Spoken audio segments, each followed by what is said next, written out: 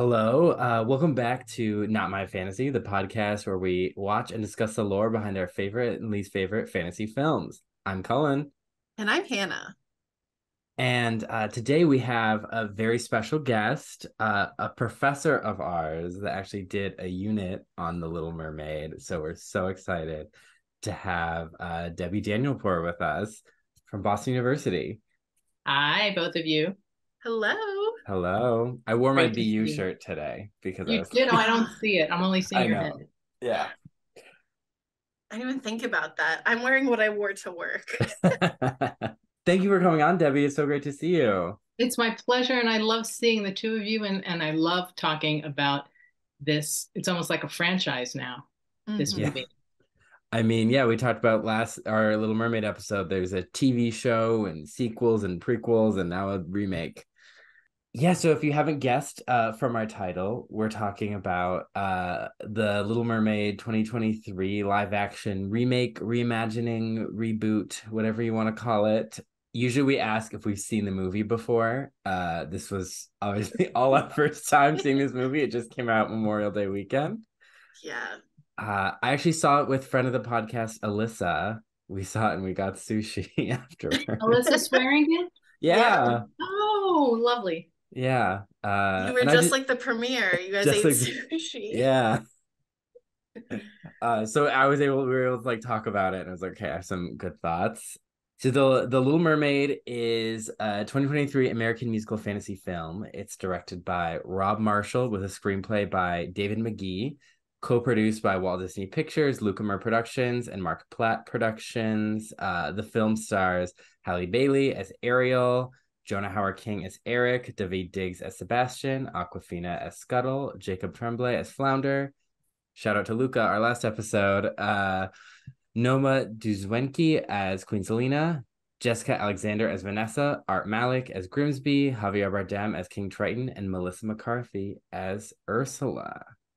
So quite a big cast. The film caused controversy, I guess, for casting a Black actress as Ariel. Let's just get it out of the way.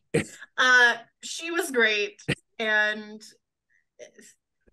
She was phenomenal. She crowded all the reviews as being the feature of that live action adaptation. Absolutely. She was absolutely the right cast. And like we'll talk about it, but I even thought like her speaking voice kind of reminded me a little bit of Jodie Benson. Like she had those vibes. And so it was just like it was wonderful. Yeah. Did you catch that Jodie Benson actually had a little hello in the marketplace scene? Yeah. I pointed that out to my boyfriend. I was like, that's Jodie Benson. He's like, who? I was like, that's the Little Mermaid. That's the original one. Yeah. And as we've talked about before, we've talked about this a few times because it's just come up. Magical creatures can be any race, and the concept of a mermaid is global everywhere.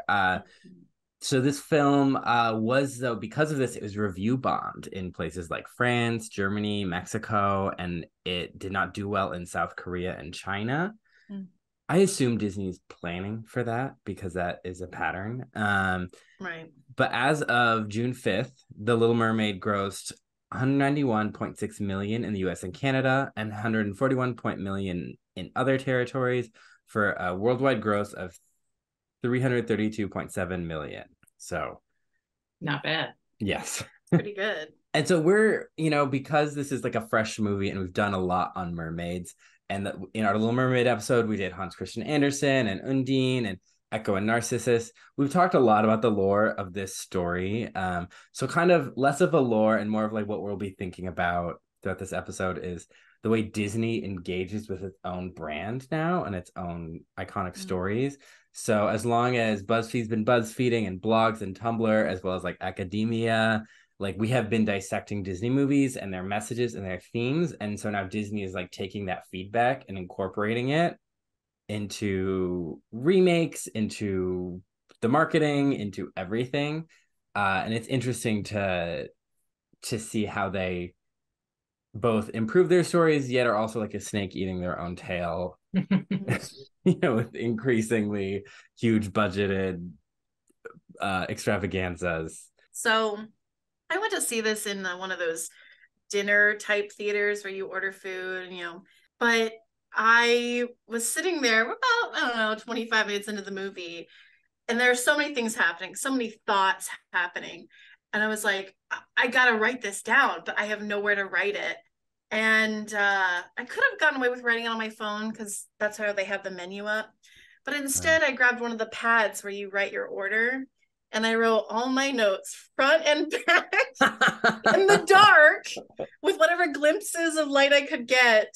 And it's chaos in here. I love but that was just like, these are my notes, and this is what I'm using. J.K. So Rowling, do you want to talk about, in terms of Disney kind of jazzing on its own stuff, do you want to talk about the adaptation from the masterpiece 89, well, that's how I feel about it, animated version, to this live action piece, and what you think was, how you feel about that adaptation?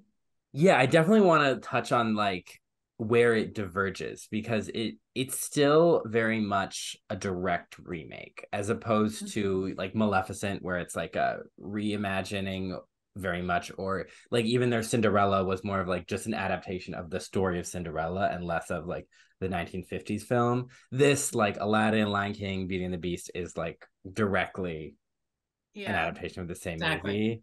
But of all those, this was, for me, spoilers, like the most enjoyable. Like I was like, I'm enjoying this, I'm feeling emotions, I'm having a good time. Absolutely. I also think that, like, we'll talk about with visuals, but I just have to get this on my chest. The animals from Lion King, it's so disturbing how they just don't have emotions because they look like lifelike animals.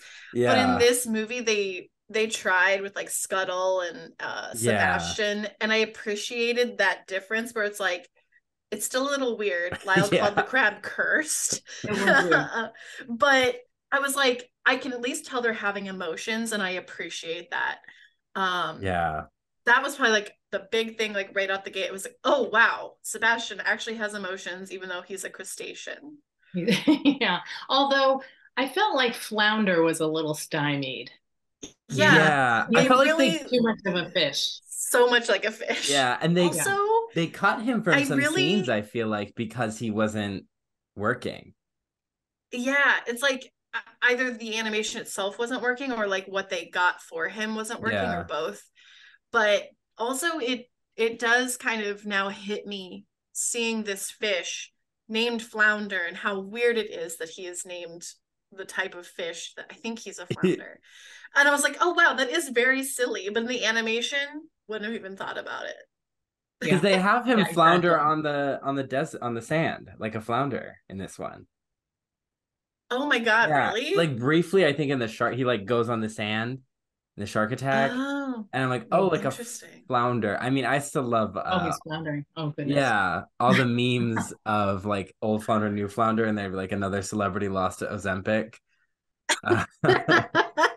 I mean, he does kind of have Ozempic face. Okay, so you overall appreciated this live action adaptation more than Beauty and the Beast and Aladdin and the others.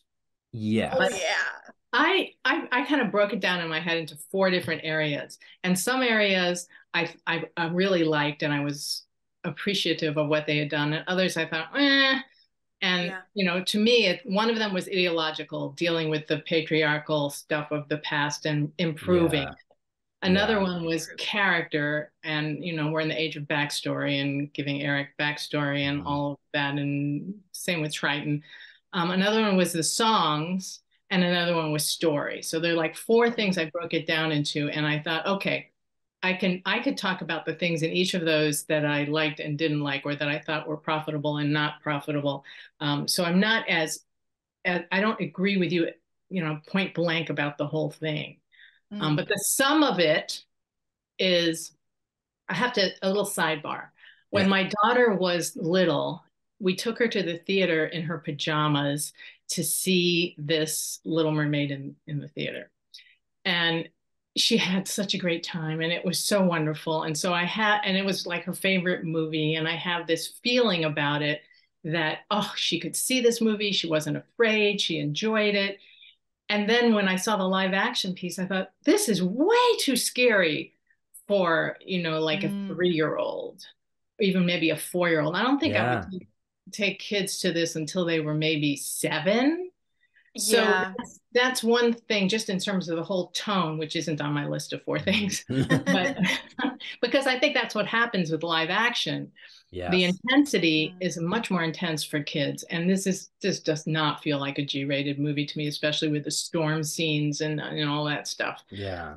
I don't know It's how you felt about that. also 2 hours and 15 minutes. Totally. And It there was were a bunch of 84 minutes before. yeah, and Yeah. I was like, why are we adding 45 minutes? And I get what they added and we'll talk about it, but I was like, there were a bunch of kids in the theater, and I don't think like this is targeted really at like new children. I think it's No. targeted at us, the millennials, and then like us bringing our children along, Yeah.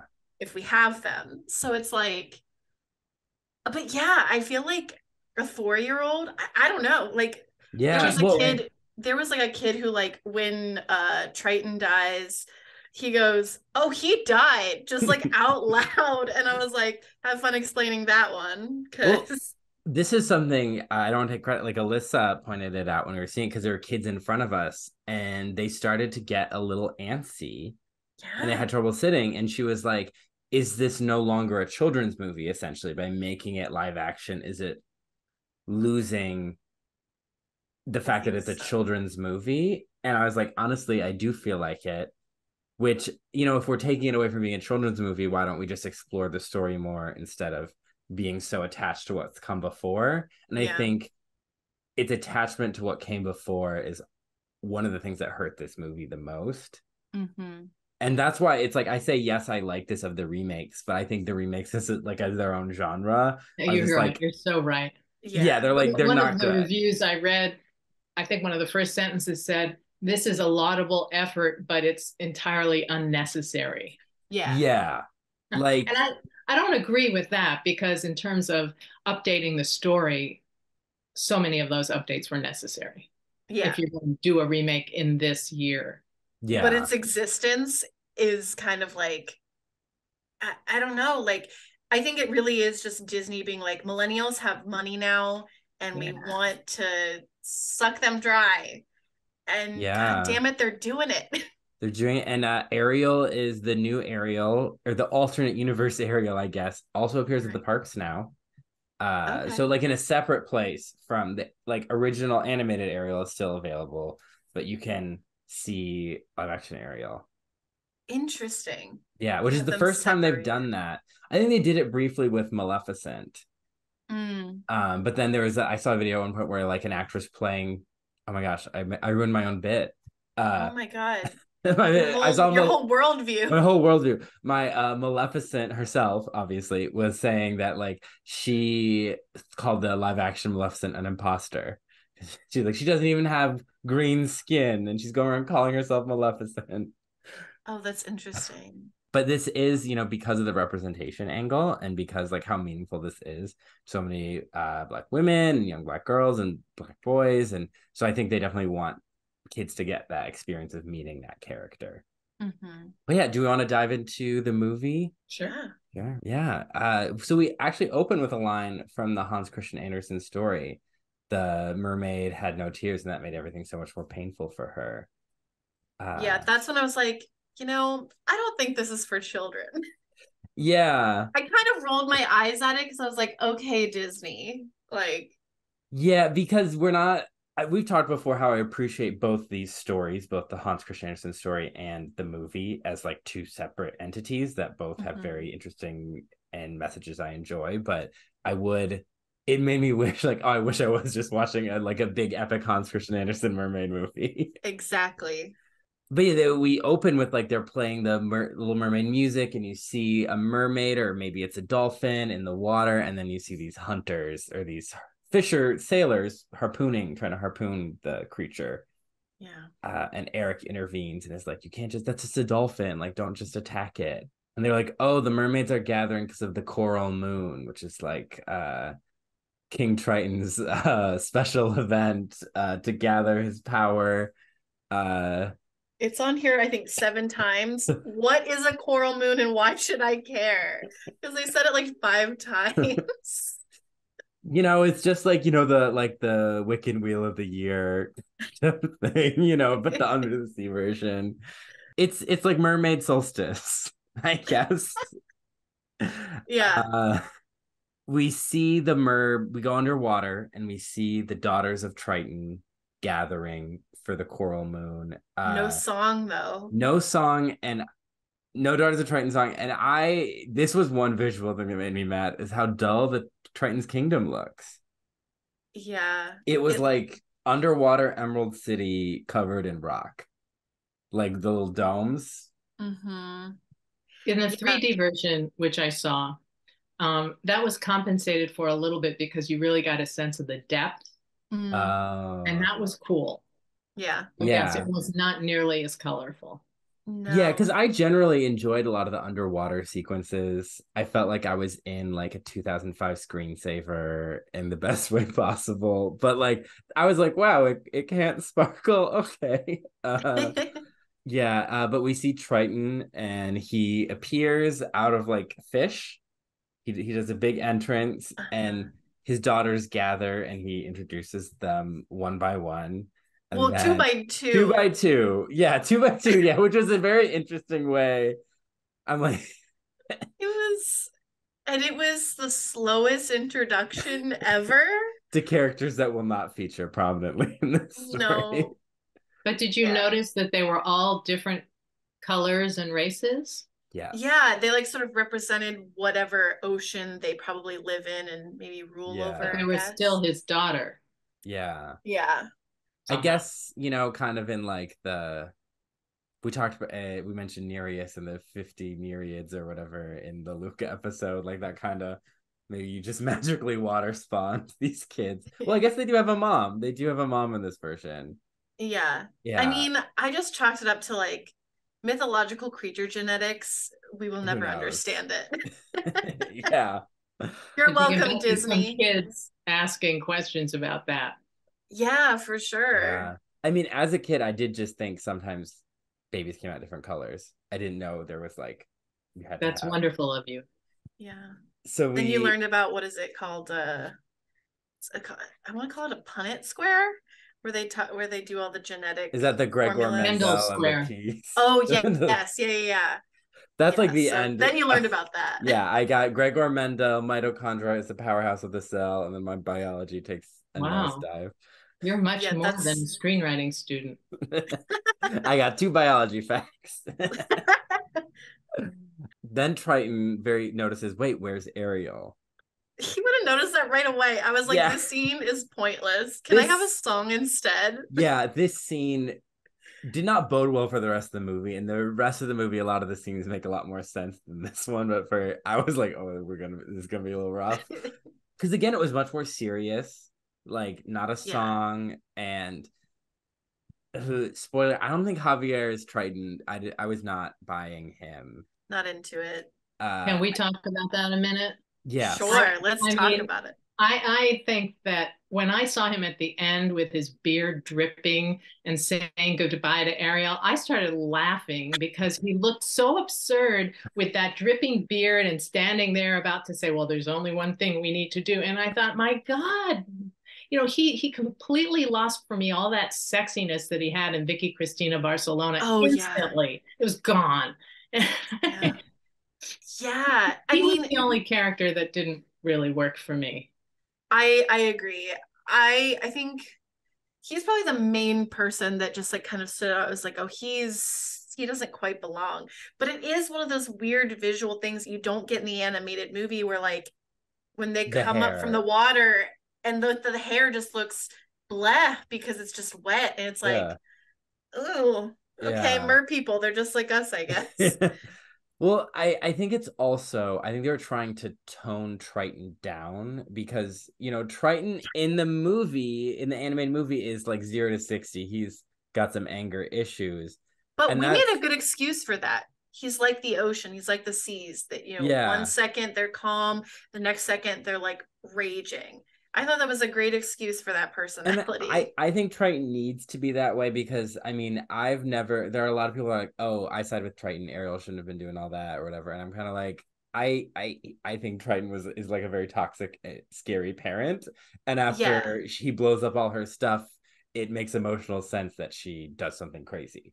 Yeah, we'll have to talk about sort of the impact of that scene Yeah. and how we feel about it. But yeah, Javier Bardem, I wanted to like him Yeah. because I think he's a good actor, but I was Yeah, I just like him like, on I this don't stuff. think this is your role, bro. Yeah, and I think I also think maybe it was also how he was written was to be Yeah. more kingly. And I have thoughts about how I actually felt in the movie when I was watching it, like how I wanted Triton's story to end.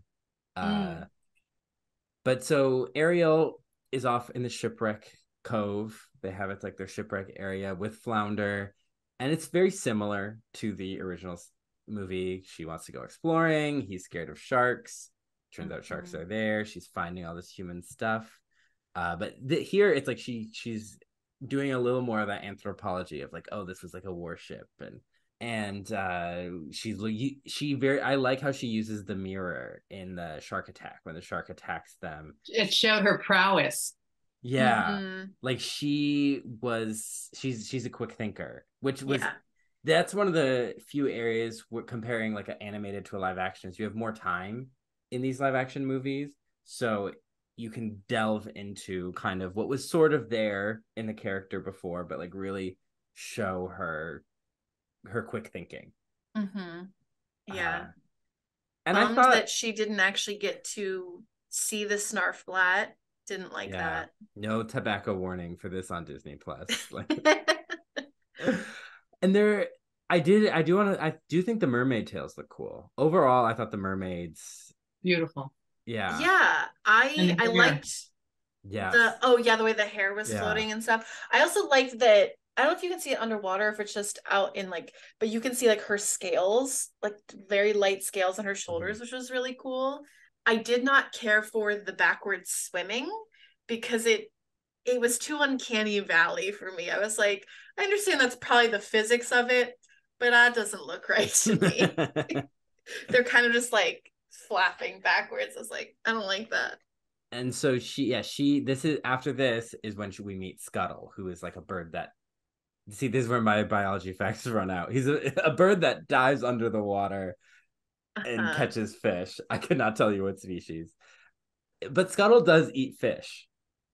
Uh-huh. He's a fish eater. This is Oh, she, yes, yes, she, yeah. yes. Don't misgender Scuttle on the Oh my gosh, pod. I'm so sorry. I don't know, Uh wait, does Scuttle have a gender? Just well, because it's Aquafina. they say Oh, do she they? in this movie. Yeah. Missed I'm it. Played pretty by sure. Aquafina. Yes, Yeah. Aquafina.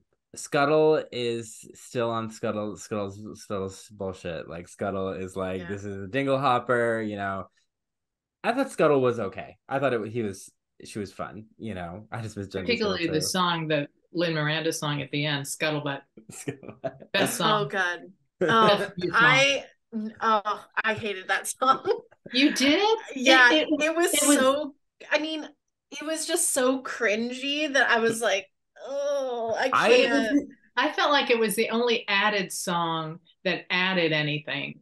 You know what I'm True. saying? It definitely, it was actually like, I was like, okay, I can understand why we have this song instead of just like the Daughters of Triton. Like this makes yeah, more sense. This actually adds to has the story. story elements to it. Yeah. I actually I because I listened to the songs that were released before the movie came out because I was excited to see it. I was like, ooh, because we talked about how why does everyone always give Scuttle a song because the stage musical gave him two, and it was like too many, too many.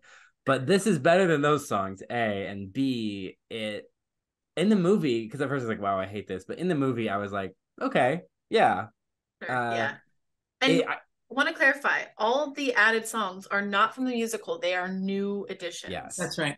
because if you use a song from the musical, you can't get an Oscar nom for best original song. So Well then. so yeah, Sebastian. So Triton sent Sebastian to find her because in this version, Sebastian is the maitre. He says maitre d, like Yeah, the his He's like his fixer. yeah, He's his right hand man. He's no longer a A frustrated composer. conductor, or composer, which really was a bummer because it felt to me that now that he's being asked to watch out for Ariel, he's frustrated, but that's his job. Whereas before, his job was to be a conductor, and he had more reason to be frustrated to watch out for this kid. Yeah. So, Yeah.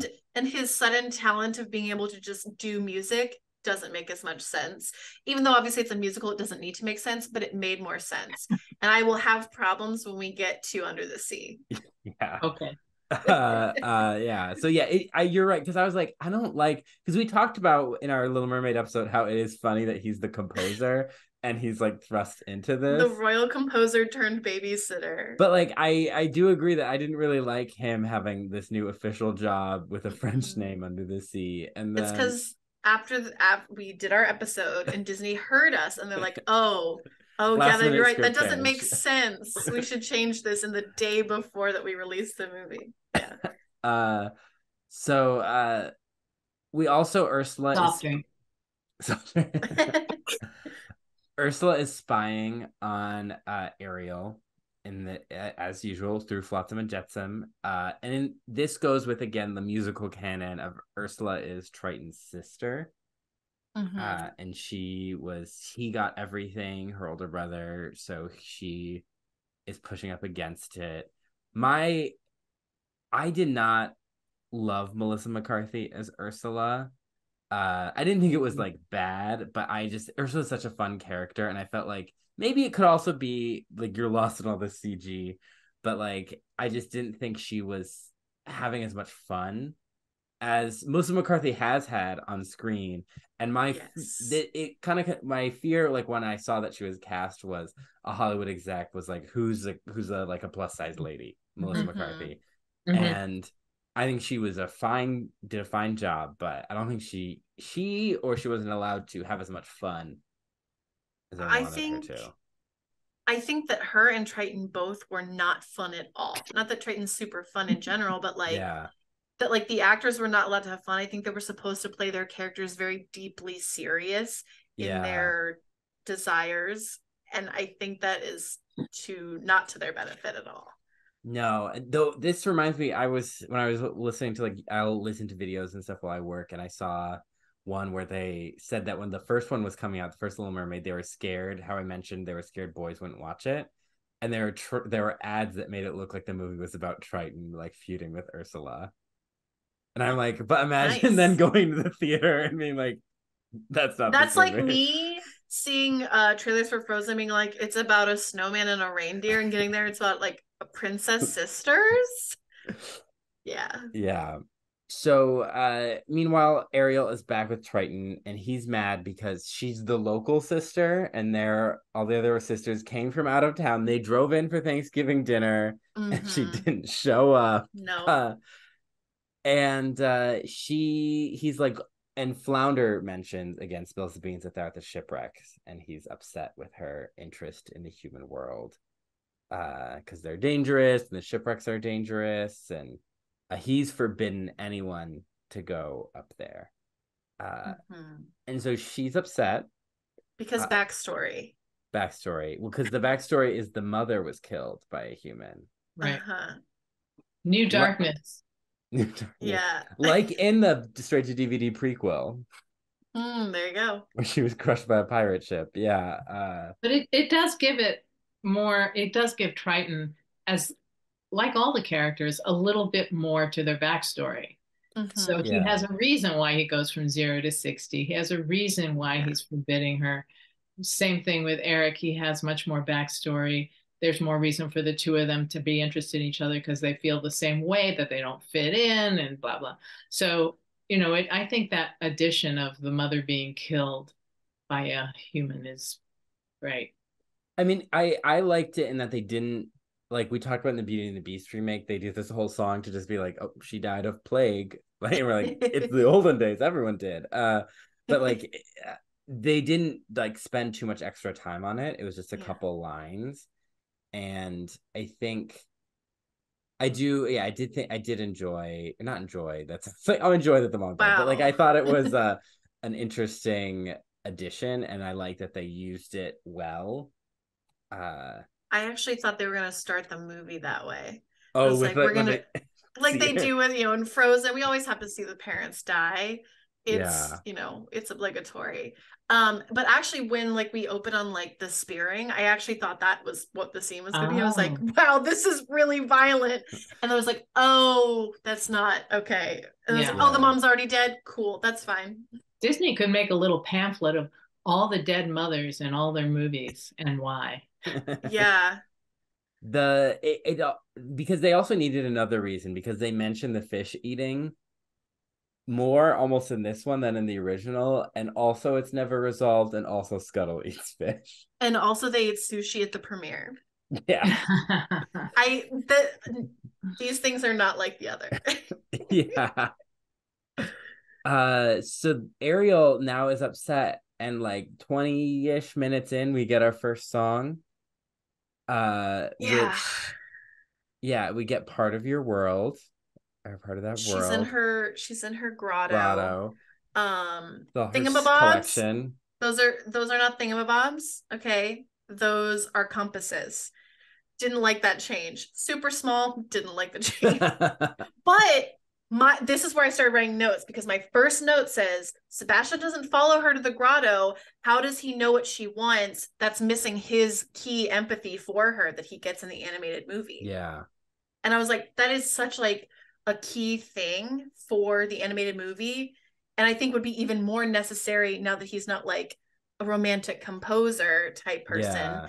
He's, the royal advisor. So I was like, it's a simple fix to just put him in there. But I was like, nope, that's okay. That's fine. I think they didn't want to do the cartoon shenanigans that Sebastian did but you would still have him watch. Yeah, you could have him come in and he could, be like, I'm going to go in there, and she starts singing, and then he's like listening, like. Yeah.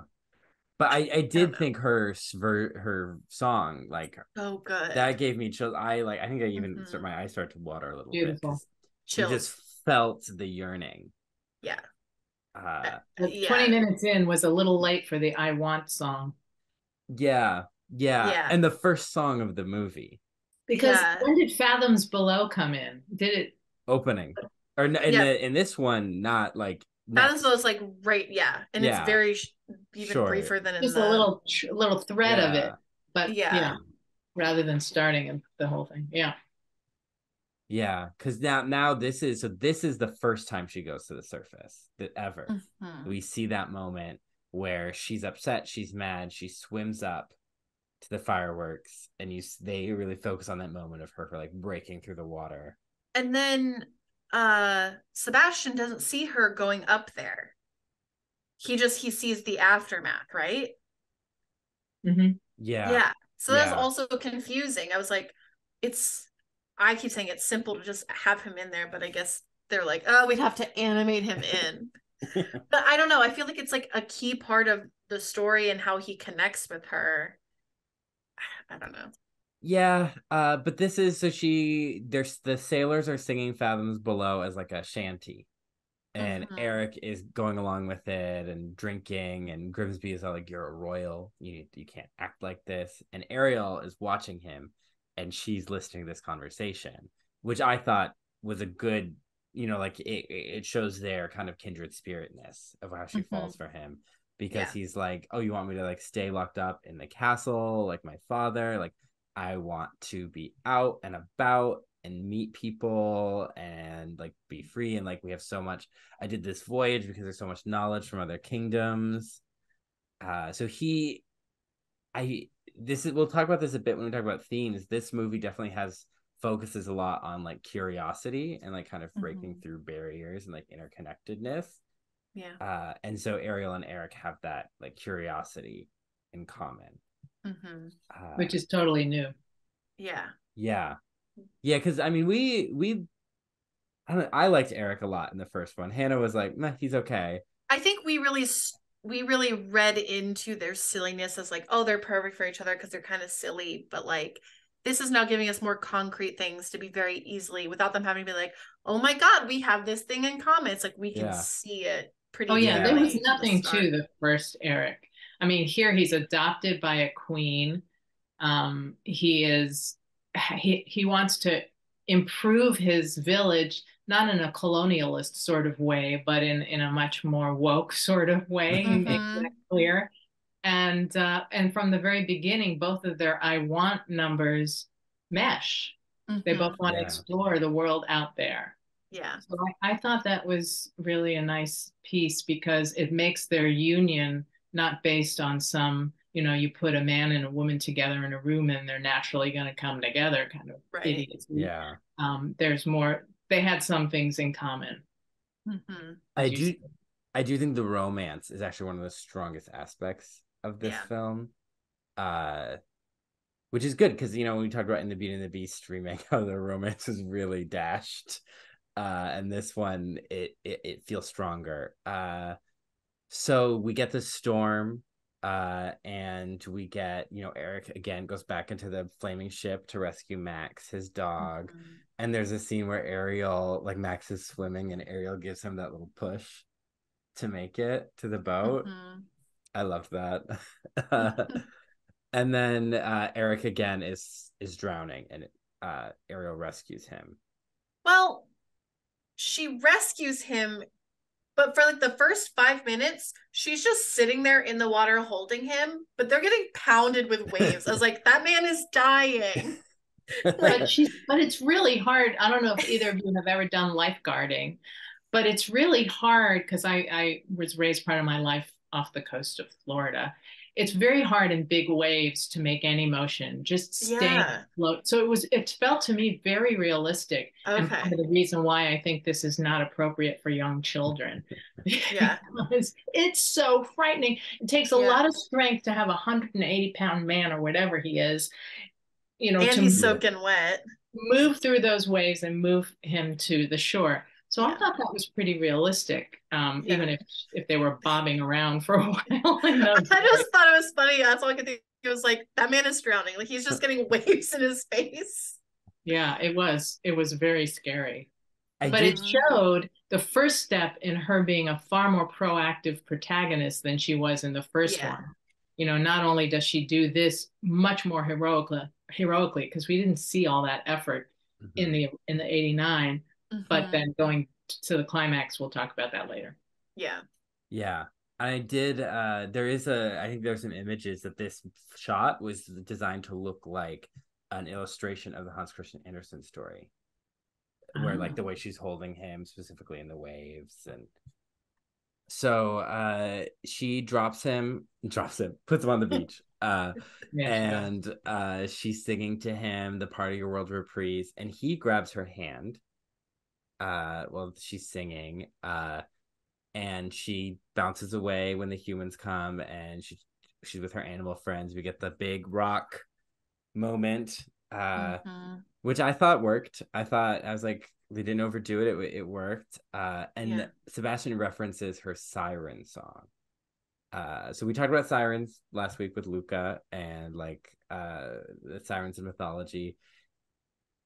This is an interesting concept of like she has the magical property of her voice. I don't think it's fully explored. No, because I don't think we really see the effect of what that means. Because like, to us, obviously she sounds beautiful, but like, we don't see the effects of that on other people or other mer people. Like, so it's like, I guess did the other sisters have it, or is it just Ariel? Like, I got the sense it was just Ariel's voice, very special. I mean, I get maybe they're trying to be like, that's why Eric is so obsessed with it. Maybe. But to me, we don't need like a magical reason. Right. So because Ursula using the voice and using it magically to like entrap him later, you're like, oh, because she's also adding some extra magic into it. Like, I didn't need, because then it's like, are you implying that Ariel like overrode his brain in some way, and like, is that what we want to go with? Right. So this is Ursula's still plotting, but this is where we get a lot of Eric's backstory. So we meet the Queen Selena, and we learn that Eric is adopted, because I know a lot of people were predicting they were going to use the Rodgers and Hammerstein Cinderella logic, of like the race, like we don't really need the race to Right. match, like in a lot of theatrical productions, right? You're just Right. like, yep, we accept it. But they explain that he's adopted He was in a shipwreck, and they Yeah. found him and adopted him and took him in. And because there were times where I'm like, but if because he's like, oh, I have this responsibility, I wasn't born into it. I'm like, but that's not really how monarchy works. But then I was like, there's a singing crab in this. I don't need we don't need the monarchy to be relevant. You literally were like, you had to correct yourself from being those people being like, this isn't historically accurate, and you're like, there's a singing crab, I need to calm down.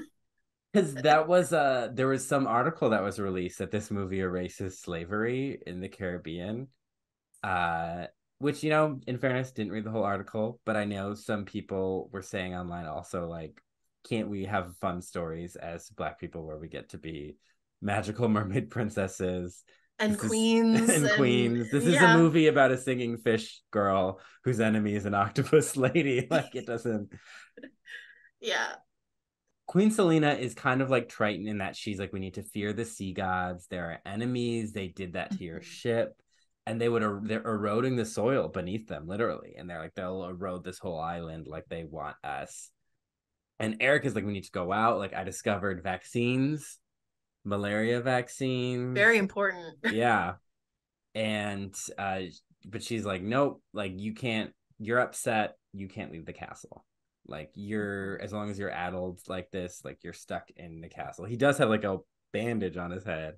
And he's sending people out looking for the girl that saved him. Yeah. And I think the song comes later, but in my mind, the song happens right now where he sings the Wild Uncharted Waters song. Right. And he at the end, he sails off in a ship, but I'm like, I think it's a mental ship. It's a fantasy. Right. I think so too. Yeah. Though I was expecting them to cut back to him just on the shore. And I was like, no, we're just ending the song on the ship. But this is very similar to the song that he has in the Broadway show, Her Voice. But I think this one explores less of the romance and more of just his want, kind of like his desire for freedom. And people online are obsessed with this song and obsessed with live action Eric. Everyone is thirsting over him on the internet. He's a cutie. Yeah. The song, I think, is a good addition, but I didn't really care for it. I was like, Yeah. It felt like a bit of an exposition dump more than it did a musical wonder. Yeah, I agree. Because I was just like, well, this is a lot of information, and I'm not really liking the vibes of the song. I'm really missing that Daughters of Triton. I mean, not gonna lie, that song it's a bop. I do love it. But of the Eric songs, I think the songs he has in the musical do a lot more character work, and it's designed for someone who's a Broadway actor, so it is more of a musical wonder, or like, you're listening for that. He has a little more limited range where he sings fine, but it's funny because everyone's thirsting over him now, but there was a lot of talk online before someone said that he wasn't hot enough, and people were like, that's kind of really messed up to say.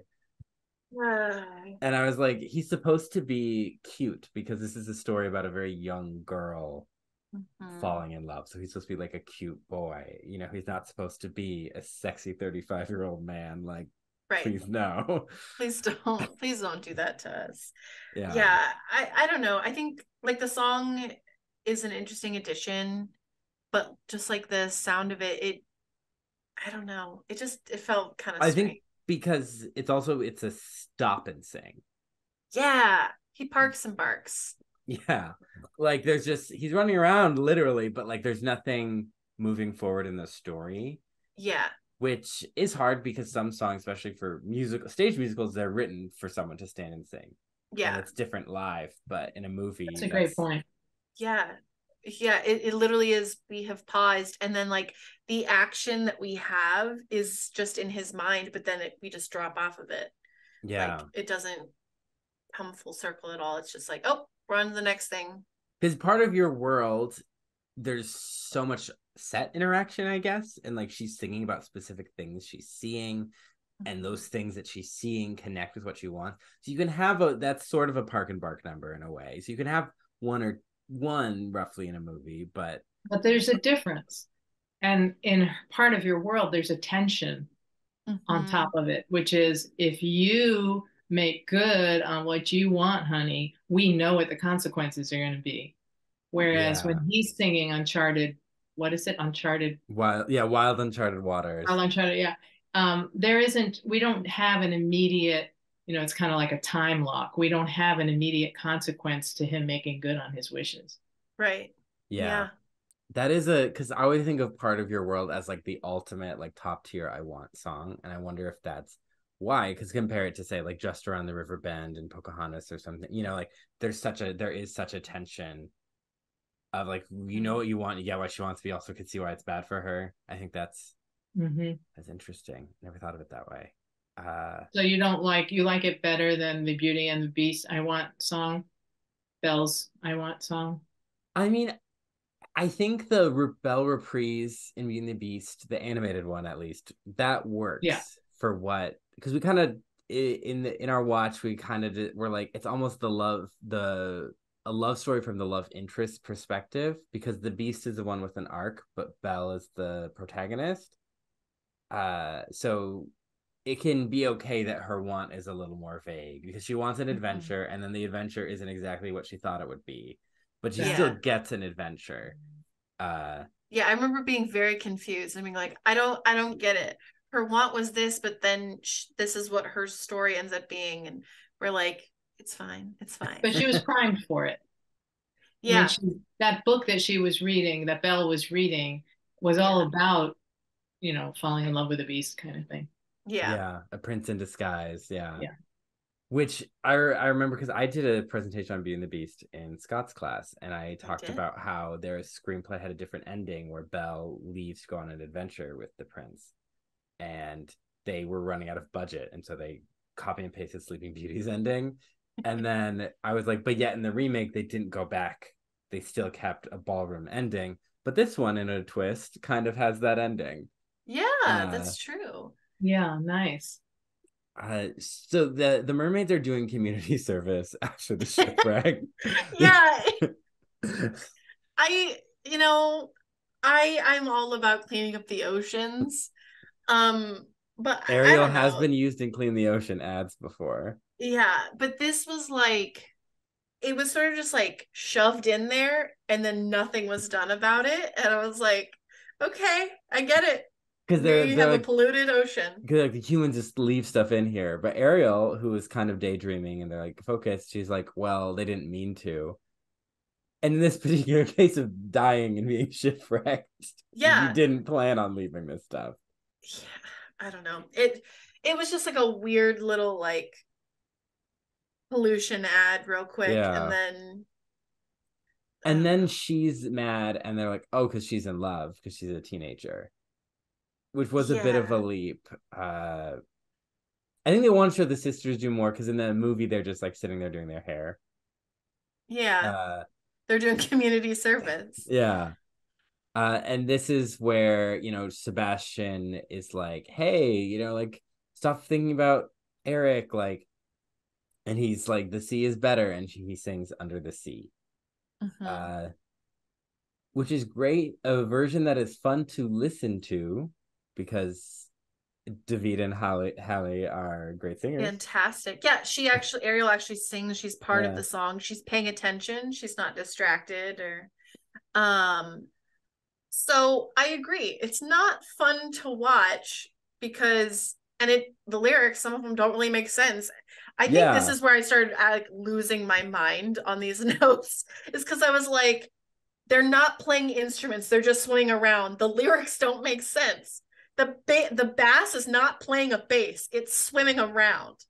Like I was losing my mind. Thank you. And I was like, I know this is like small, but also it's very big for me as a person who grew up with this movie. And I don't know why they got rid of it. Like they made it so realistic under the sea. And I'm like, I don't want to be there. It's scary. There's shipwrecks. It's dangerous. There's weird Like, faceless fish dancing. But Like, they can't have yeah. in the 89 animated piece, they had all those cartoony fish and squids and whatever yeah. Yeah. playing instruments. playing their own version of Right. instruments. Or playing their bodies, you know. Yeah. And how could they do that in the live action piece? It would have been impossible to pull off. And Yeah.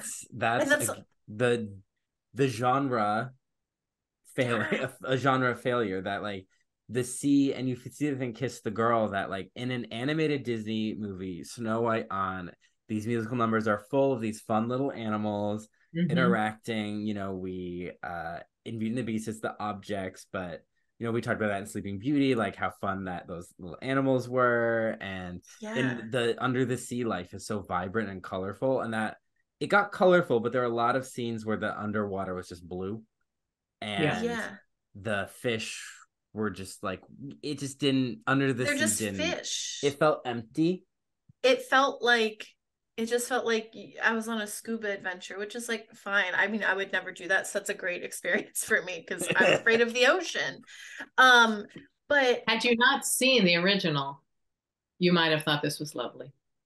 Perhaps. Perhaps. But also, I still think I would have been listening to the music being like, the bass plays the bass. I don't see a bass. I don't see a sick bass, you know. I don't see and it's like a silly song that is now less silly because the visuals are so realistic. And I get, like, obviously they couldn't do it, but I was like, it doesn't mesh anymore. Yeah, it's a great point. Because it's, the animals here are definitely more in lot closer to, we talked about the CGI in Chronicles of Narnia, how those animals look so much better than, say, like the Lion King remake, and they emote, and like the main ones emoted, but definitely like some of these Under the Sea. This was a challenge, and I don't think they quite hit it, but the song was fun to listen to. And this is where Triton wants to see Sebastian, because he's like, oh, Ariel's in love.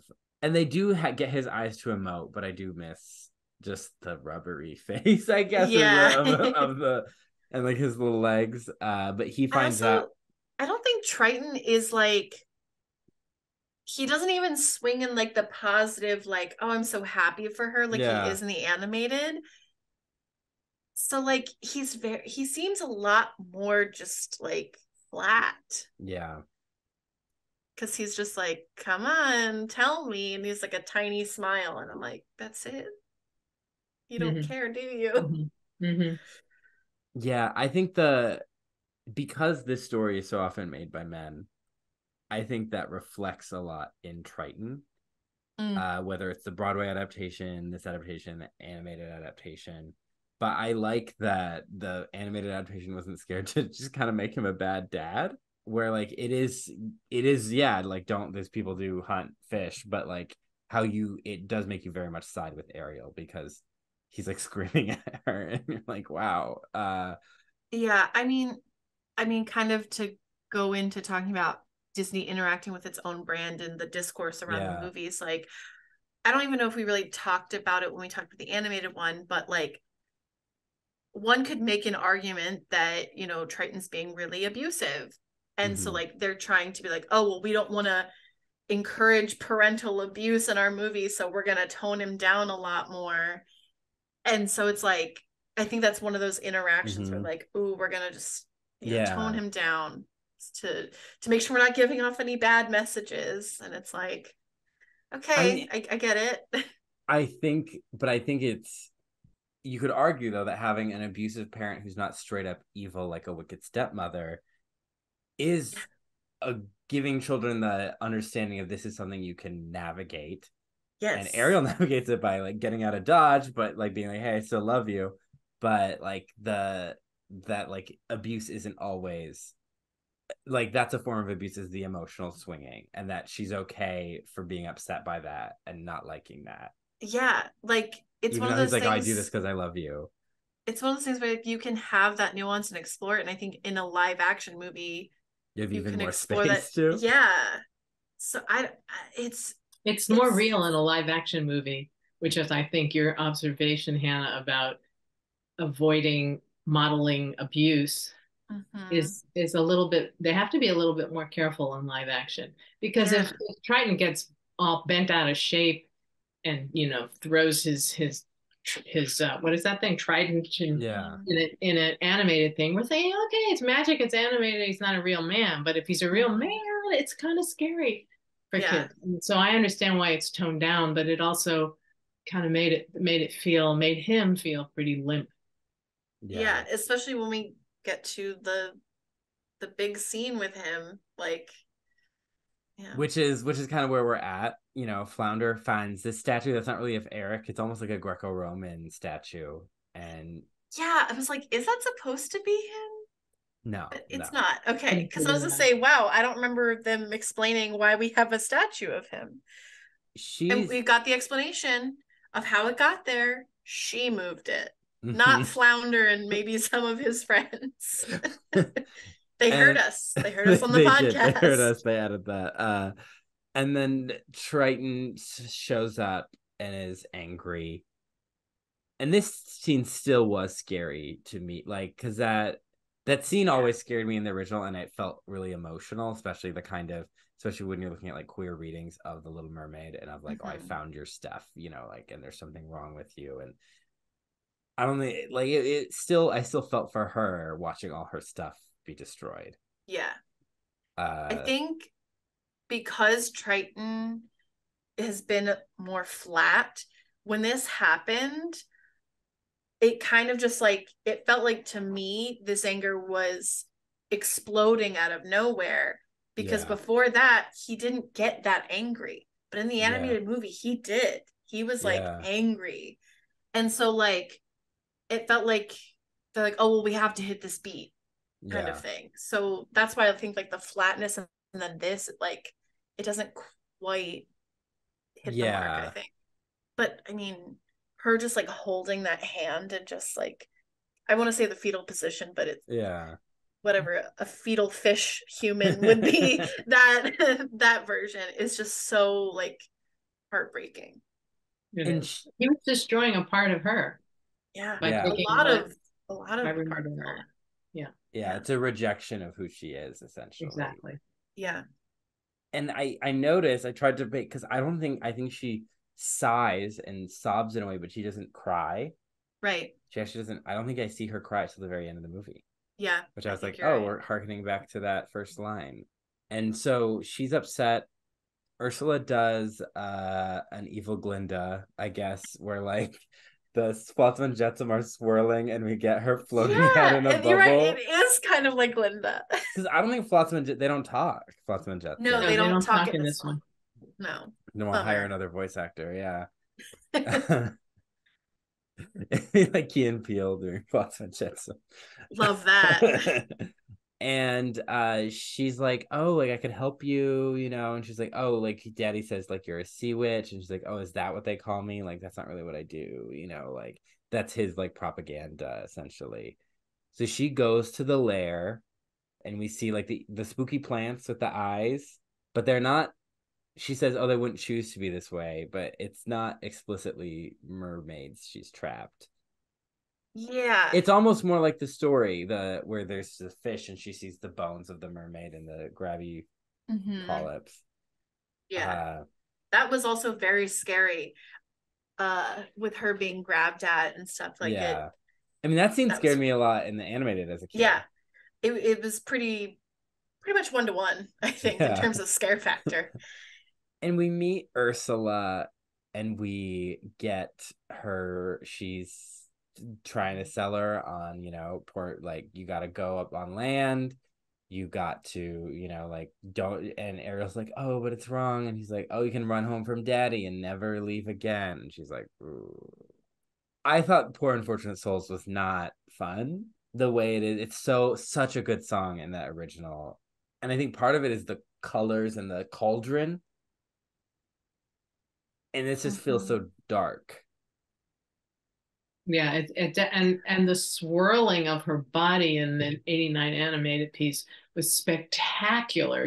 How the different tentacles would come and fill the screen, and she was just spectacular in that. And I just don't think McCarthy was able to rise up to the occasion on this. And some of the changes in the lyrics were good ideas, because one of the lyrics was about how it's better on Earth to keep your mouth shut or something, and various patriarchal things were taken Yeah. out. But overall, that song just did not land in this version. Well, because they didn't, they No. just cut out the verse, which is a buildup. They didn't replace it with anything. Yeah, Oh. it's just cut out. And And I was like, wait a second. And some of those lyric changes, because I'm like, Ursula's an evil witch who's tricking her. And Yes, I she's a always read con it woman. as she's saying, oh, they Yeah. don't want you to speak. But the thing that Eric is looking for is her voice. And the thing that Eric Yes. likes about her is she's loud, not verbally, but she's taking up space. She's brushing her hair at the dinner table with a fork. She's running around A town. dingle like, hopper. Thank you very much. Thank you. He's attracted to like her taking up space. She's not sitting there quietly, Yes. you know. And I don't think this movie does have her sit there quietly either. No. But I do think I think you either keep that and just acknowledge that it's an evil witch giving you bad advice to trick you, or you replace it with different lyrics, like a different, because then you just cut out like a bridge of the song. Yes. You're right. Because it doesn't escalate properly. So the other thing is, I think we've talked about with like people like buzz feeding about Gaston and how it's like, oh wow, like he's so like gross and stuff, kids aren't gonna know that he, like you shouldn't do that, you know, people are gonna learn that behavior. And it's like, no, like we know that he's the villain, it's pretty clear. And I think even in the live action with Ursula, keeping that, and again like basically turning it on its head when like it turns out actually like what is amazing about her is her voice, the fact that she's loud and expressive and that she takes up space. Because like again, like I think people can understand that like Ursula is conning her, she's just saying things to get her to buy into this contract, to give her this powerful voice, which we'll have to talk about the magic of here. But by taking it out, I feel like we're cleansing something that could be even more powerful, to be like, actually Ursula said this and clearly it's bullshit because we've turned it on its head. And so it's like I feel like they weren't confident in the depiction of the rest of their story that they could actually turn it on its head and prove that it's wrong. So I think they're like, we're just going to take that out, which I get, but I think that speaks to a lack of strength and confidence in the rest of their story. Yeah. So I was kind of bummed about that, because I was like, because once we talked about it in the animated movie, I was like, that's like a really good point, that like as a kid, I would hear Ursula saying that, you know, I would understand it's like, oh, she's a bad person. So like that can't be true, you know? And when we were talking about it, about the animated movie and how like basically her taking up space, you mentioning about sort of like the ableist take of like, oh, well, her voice is gone. It's like, well, that's not the only way to express and talk, essentially. So basically what I'm saying is I think they missed an opportunity because they were kind of scared. But they did add in the contract that we knew, but she didn't know, but Ariel didn't know, that by taking that scale, she was going to not remember what she had to do by midnight. Yeah. And I have so many questions about that. And I think we need to compartmentalize. Okay, so she takes the voice. Yeah. And we have understood to this point that it could be special, like a magical thing. Right? Like it's like a, okay. Well, I think what you said before, Hannah, about how her voice wasn't accentuated enough earlier as a magical thing. Yeah. So it's not set up exactly in the same way. But anyway, go ahead. Yeah. That I was just clarifying, because it's just a weird point of confusion. Yeah. And then I know they had her put the scale in also because they didn't want her to write in a contract, because then they're like, why doesn't she just write a note to Eric? Yes. Which again, I think we talked about, and you know, we got kind of rounded, and then we're like, oh, actually, maybe that is a plot hole. Let's just ignore it because this movie is perfect. But in the live action, they're like, nope. Those millennials, they're gonna complain about it.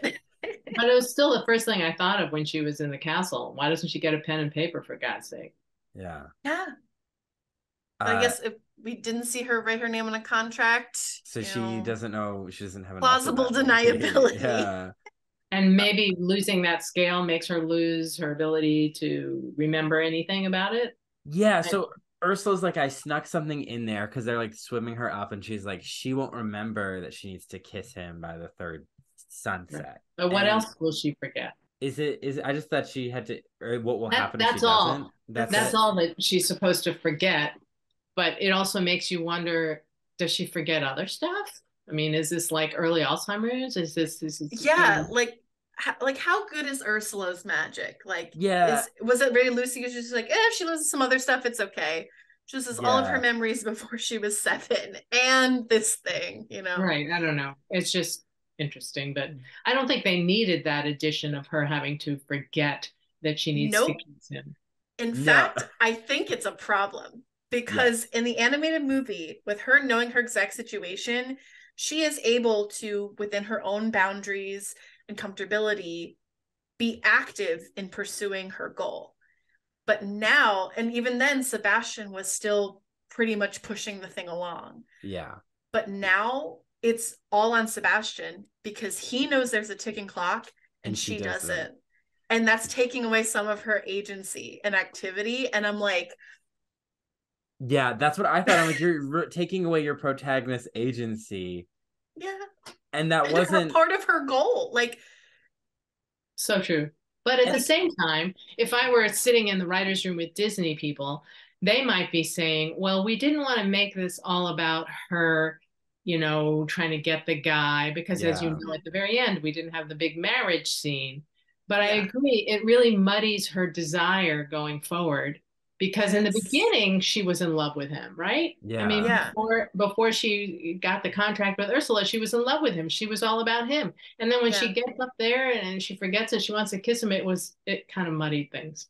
yeah. yeah, because we So we it did, is, again, that interacting with the brand. They're like, well, what message do we really want to send with yeah. this? And it's like, Because we talked about how even in the original movie, a man wasn't her only goal, because a man is like a physical thing that she can pursue and attain in the yeah, language like of, in being like a visual part of language, your like world is pretty vague. But yeah, Cullen had mentioned in the animated that like this guy is a very attainable physical goal that we can understand. that you can portray visually. So I get trying to move away from this being like a manhunt, uh, but it, it also, Alyssa, this is something Alyssa pointed out, is she was like, are they doing it so she doesn't seem like a manipulative like gold digger, That's another one too. Yeah. Oh, or is it to explain away how she doesn't just like kiss him? Like Which, immediately. yeah, Well, which you I could, because it is like a but it needs to be a gendered, true love's yeah. kiss. So The can only a heart man inside, initiate a true love's kiss? Maybe they're trying to avoid that because she has to wait for him to kiss her in the original film. right. So I guess I I think see trying to play with yeah. that, but maybe that could just be he has to kiss you. Ursula could throw that in the contract. Yeah. Yeah. And I mean like you could argue that it could end up being manipulative, but like she's just getting him to fall in love with her, but like Yeah, it's like she's not like forcing herself on him. Like she would yeah, just be doing what she does in this movie and the yeah, animated movie, just being herself, but on land with legs. yeah. It felt like a leftover draft or like a studio note or like It because it feels like they're like there are 10 million different ways that people are gonna read this. What is the least offensive thing we can do? and it does tie into when we adapt these stories. So we talked about Beauty and the Beast. At the end of the day, Beauty and the Beast is always a girl captor love story, and I think the animated movie does it very well. But that's what it is, you know. And like Sleeping Beauty is a story of a woman who has no agency over her own life, and you can adapt it to give her agency, but even then, it will always kind of be in conversation about will she have that agency. And Little Yeah. Mermaid's about longing. It's about longing and sacrifice and that pining. So there needs to be obstacles, and she needs to be aware of those obstacles getting in the way. Mm-hmm. So it can't just be her directly pursuing what she wants and getting it. There has to be a lot of suffering along the way. That's Yeah. what makes the Little Mermaid feel like the Little Mermaid. But she's Ariel's found by this fisherman. And he's like, oh gosh, like she can't speak, she doesn't have any clothes. And this is where we get like Scuttle, oh, what's changed? And it's like she has legs. Flounder's flopping around on deck, they gotta get him into the water. Yeah. It's like that uh fish is dying. the fish is dying. But I was like, glad she found a nice fisherman. Like, Yeah. he was nice, and she's like, we got to get you to land. And I'm going to take you to the castle because they'll know what to do. Yeah. It's like, wow, these royals are really hands-on. Yeah. And so he takes her to this kind of diverse Caribbean kingdom, which I love the energy of the kingdom. And I actually really enjoyed this song for the first time. I did too. I thought it was really great. Yeah. I mean, I did be like, well, she's sitting in a carriage, she's talking about running and jumping for the first time, but I was like, I'll get over it. But that was in her imagination. They were very smart about this because she can't sing, right? Yeah. So this was her imaginary song. Yeah. And it's like she's sitting by the fire, she touches the fire, like she wants to know what burn is. Of course she would do that. That totally makes sense. And I just think she sings it so well. So you're just with her. And we meet like Carlotta, who's getting her ready. And she's like, oh, maybe this is the girl the prince is looking for. And there is though a line about like fish being eaten. And I'm like, okay, we're not going to get back to that. Okay. And then, and they get her ready. And this is another like goosebumps moment when like Eric's coming towards her. And she's like, he's coming towards me. And now she's moving her mouth. And she's like, and I'm going to say to him, and then she can't speak. And she realizes what she gave up in that moment. And he's like, oh, it can't be you, She finishes the song and then she just kind of falls asleep, which she had she had a eventful, exhausting. I mean, she had to swim from the bottom of the ocean to the top without her gills. That's exhausting. Sebastian's already trying to think of a plan, but Ariel starts wandering around the castle later that night. And she discovers Eric's also has a hoarding problem. He has a trove of things from his journeys. And she's hiding from him at first. And he's like, oh, it's you. And he points out he has a little mermaid, or she finds he has a little mermaid like jade or figurine. Yeah. He's like, oh, my little mermaid. I was like, that's the title of the movie. And I do love when he's like, oh, this rock from under the ocean, and she just chucks it on the ground. Literally, like when she picked it up, Lau goes, that's a geode. And then she smashed it. He's like, I told you. And this was a cute scene where she's showing her interest in all his stuff, and she's interested in learning about the world. And I like that they played it off as he doesn't feel like mansplaining, and that she's just like, what's this? She's like engaging him. Yeah, she's like asking him. He's not like, oh yeah, look at this. She's like, what's this? And he's like, oh, that's this. It's like her being interactive. They're communicating. Yeah.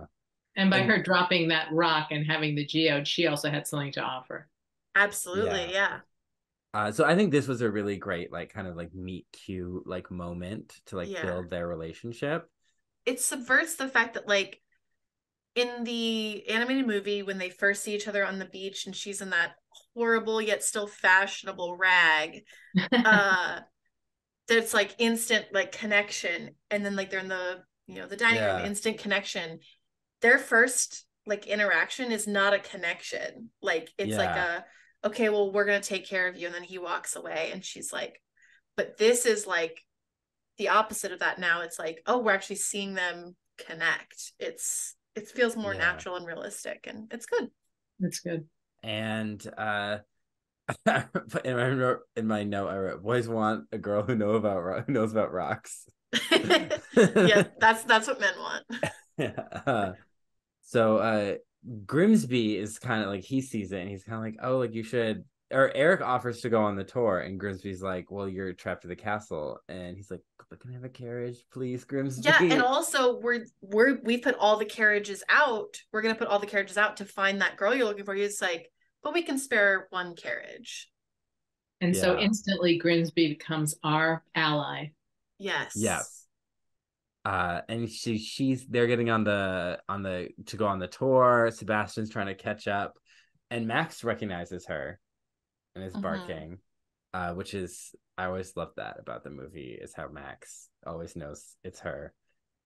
And then we get Ariel going crazy on the reins. She almost kills some people and goats. So many people almost injured.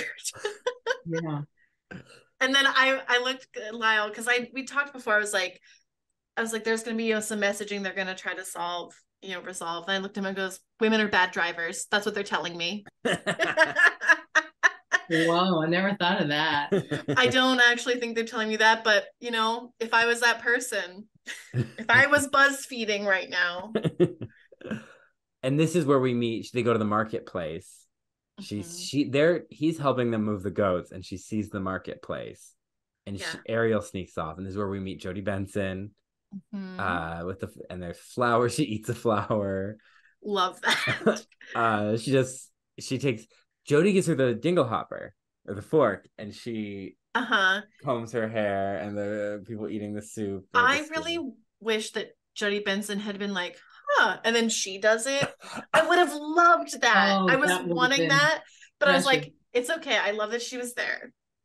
Yeah, it was and it's this fun little sequence where like she gives him like the worst hat, and he loves it because she gave it to him. It's just this fun little tour of the kingdom, and they do a dance sequence. I kept wondering why she's not paying for anything. Yeah, I was like, is Eric paying for things behind her? Yeah, no one ever seemed to want any money, which is weird. Except for that last guy, because he grabbed the hat, and the guy was looking at him like, you gonna pay for that? And then he actually like starts to shell out some coin. Yeah, he's living in a castle. He can pay these people. Yeah, we get the dance sequence, which is just it's all very cute. Like, it's very like sweet, and you see them they enjoy spending time together. And Sebastian's like, we got to heat up this romance, so he plans something for this lagoon that Eric mentioned. And this reminded me of Sleeping Beauty, where the Scuttle steals the hat and he goes after it. Like the owl steals the cape and stuff, and they meet. They're like, oh, here are the boats for the lagoon. Like, do you want to go on the lagoon? And he talks about like the stars, and he points to Aries. And then so then we get Kiss the Girl, because Sebastian's like, she can't know that we're trying to heat up the romance or she'll stop us, so we have to do it with sound. And again, Kiss the Girl with just three. Eventually some other fish join in, but it felt a little empty. Yeah. And the fact that they're like, it has to be with nature sounds, so we blend in. And then I'm like, okay, how do you explain the singing crab voice? Like, what is that? The wind? I don't know. But they did take away that line of, him kind of forcing himself on her, and instead use your words to kiss the girl, rather than don't say a word, just kiss the girl. Yeah. That was a bit of an improvement in that whole piece. Yeah, for sure. Instead of completely removing it, they changed. Yeah, use words. Yeah. And especially because in the Ariel isn't actively looking for a kiss. So that would feel even weirder. Whereas in the animated, she's like, "You're gonna kiss me?" But she did, when you said Aries up in the sky, she did pantomime for him what her name was. Yeah, I love that scene where he's like, "What's your name?" and he guesses a couple. He doesn't say Mildred, because I remember in the anime he says Mildred, and she's like, ugh.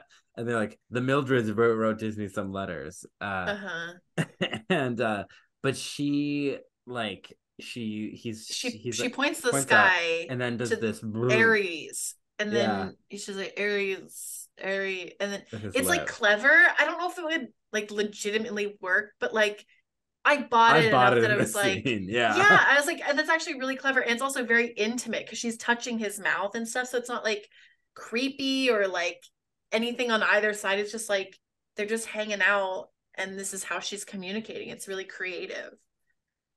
Yeah. And so again, before they kiss, Flotsam and Jetsam tip over the boat. Ursula's cheating. She's mad. She's like, no one ever puts anything back where I want it. And because the movie suggests that she is not in full control of her tentacles. Yeah. Which is strange to me. she's like not in full control of her own body, which is just kind of a weird thing. Where do I'm you sure. get that suggestion? I Well, must. because her tentacles will hand her things. She's like, no, I don't want that. It's like she's like interacting with them as if they're Oh. other beings.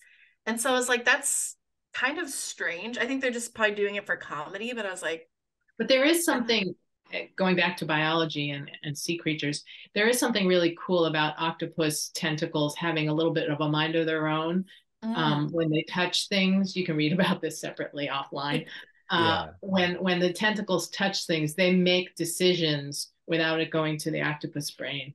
oh, so maybe, wow, maybe they're Yeah. being like all Yeah, those biology Neuroscience. people yeah, about it's the pretty animated cool. movie. Octopus Maybe are that's what it is. amazing Oh, creatures. I love reading They're about so cool. octopuses. They're so Did you see the movie My interesting. Octopus Teacher? No, but that's the one about the guy who kind of like befriends the octopus, You right? have to see it. I saw it twice and I cried both times. Oh my Okay. gosh, we'll have to watch it. Yeah, Okay. because I love throwing out an octopus fact. Like, do you know that sometimes they change their color for their emotions? And people are like, I why? stopped eating octopus after that movie. Oh yeah. Yeah. Back to So Kiss the Girl. back to Kiss the Girl. And so Ursula's gonna Vanessa herself. She's gonna turn human. We Mhm. see Eric and Ariel sneak back all like wet and giddy and silly into the castle. And I think this movie doesn't specify that she's 16 like the animated, which I think is a Mhm. smart choice. But I Yeah. do like it feels like young love. Yeah. It's not hot and heavy or like even super het intellectual or whatever. It's just like they're just having fun. It's sweet. And Grimsby knows that they're sneaking by the queen. He's like, oh, it's fine, He and he's like, distracts the queen away. yeah, and she's like, I'm wet. Touches the ground, it's wet. And Grimsby's like, do you still want to send out those carriages to look for that girl? He's like, maybe Eh, not. Yeah, he's like, he's more interested in Ariel now. Now he's on the shore thinking, and we get like, he hears the voice, and he's gonna go back to Ariel, but then at the last minute, the voice is loud and overpowering, and we see Vanessa on the beach, on the rock. mhm. Um, Yeah, just sitting there. yeah. Some people were like, Vanessa was so good, she should have played Ariel, the people who wanted Ariel to be white. And someone was like, that singing voice was Hallie. Like, Yeah. It so I had kind of talked a little bit about how I had a theory of how they were going to do Vanessa. And I still think it could be really interesting and maybe a different version of the story. But I actually thought they were going to do like a switcheroo and have it actually be Halle Bailey as Little Mermaid, but like a double of her and have it sort of be like a clone. Because I was like, are they just gonna get, it's like some other actress that's white? And I guess they did. But I was like, man, it would have been kind of interesting if it was like another one of her. And so it was like a really weird trickaroo and like, I don't know. It could be kind of interesting. But they yeah. didn't do that. Might screw up the kids' brains. True. Yeah. True. I guess if you want to see a double clone of a Disney princess, you have to watch Cinderella 3: A Twist in Time. Oh, I thought you were gonna say Parent Trap. Parent Trap with Yeah, yeah. Lindsay I thought it was gonna be a Lohan. Parent Trap situation. And this is where we get Scuttlebutt, the song where Yeah. Scuttle flies in and is explaining they're gonna get married. I thought it was cute. Hallie has a chemistry with these CGI creatures that Emma didn't have in Beauty and the Beast, where No. she's like playfully throwing the like blanket over them as they're doing their song, where she's like, you guys. And so she runs down, and again like in the animated, she sees Eric with Vanessa, and they're planning an engagement party to introduce her to the court. And Yeah, Eric not is, a immediate wedding, which is yeah, like that's a good change. That makes sense. yeah, I don't think that queen who seems to have a good head on her shoulders would be like, no, we're not doing a wedding right now. yeah. And Eric seems more like confused than, Yeah. because in the animated he's speaking like a clown, and Vanessa's like, like she And doesn't in say the anything. animated, didn't they draw some sort of line between her shell and his brain to show us that he was under her spell, under His Ursula's Yeah, spell? eyes Yeah, it glow glowed got and yellow. like And I weird. think that happens on shore when he first sees live action Vanessa, but then the action of it is like, yeah, he in the animated, it doesn't seem like he knows Ariel at all at He this doesn't point. know really who his own name in the Yeah, animated. but He's cloning, in like the walking live with action, he knows about Ariel, and it seems like he still has feelings or something's going on there, and he's just confused about Vanessa. He doesn't seem interested in her, really. It's just like, this is her. It's like I found the girl that saved me, I guess. She's almost like in the trying to mind wipe him, but she doesn't have complete control over his brain. Mm-hmm. Do you think children would understand that? That is a good point. Well, I think they've built it up enough that like it was important enough to him to still send out all of the carriages except for one to find this girl, but still focus on Ariel. And so I think like we're coming into this with like, well, now he's conflicted and confused. I think that's something we understand, but the magic thing now doesn't have the same reading as the animated. And I wonder if I'm just reading into it that way. Well, this was one of my things when I said I feel like it's hampered by the original, in that the original as an animated kind of like musical, like jaunt and like fairy tale is very much like things are straightforward and there's like a straightforward villain. And this is a lot more about like the romance. And so she's both playing a fairy tale villain and like the rom-com villain of like the other woman. Yeah. Like, and I think the Disney version of the Little Mermaid is clashing with the climax of the story they're trying to tell. And that's how I felt a lot of the climactic elements felt like from a different movie, because they literally were. It's like, this isn't how I would end the story I've been watching. Yeah. And I think that's a good point of like, because the first one is for children, so it's straightforward.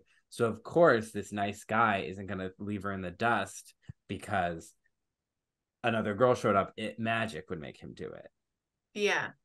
And this is a little more complicated, and would young kids get that confusion? And that's why I think like this movie, I don't think it is for young kids. I think like kids are going to go along with their parents who grew up with the movie to see it, because well, I guess what the Beauty and the Beast movie was also really long, right? Yeah. A lot longer than the original, like the animation. 2 hours and 17 minutes, I think. But I think that one is more for kids than this one is. I agree.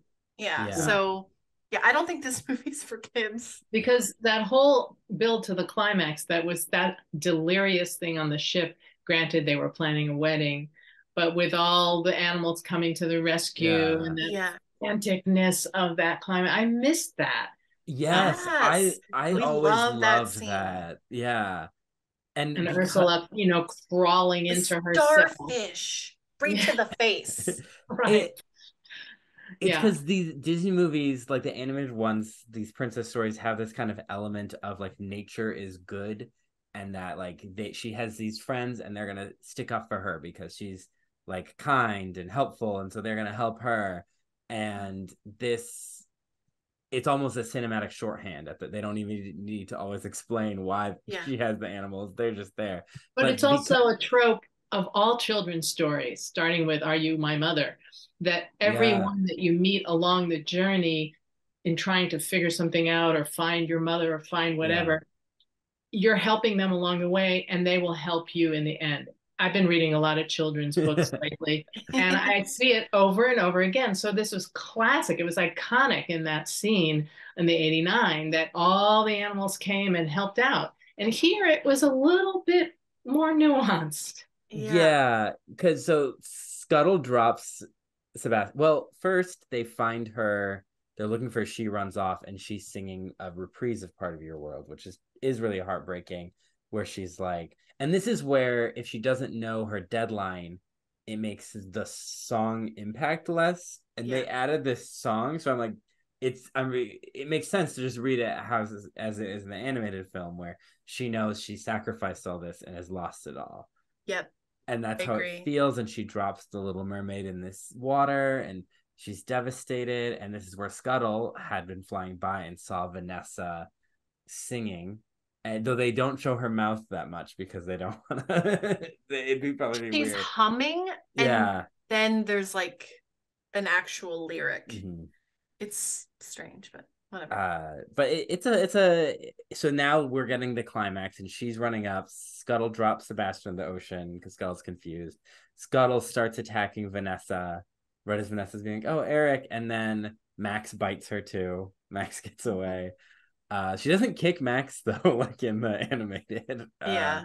That'd be hard to watch, I guess. And Ariel though, she runs up and tackles her.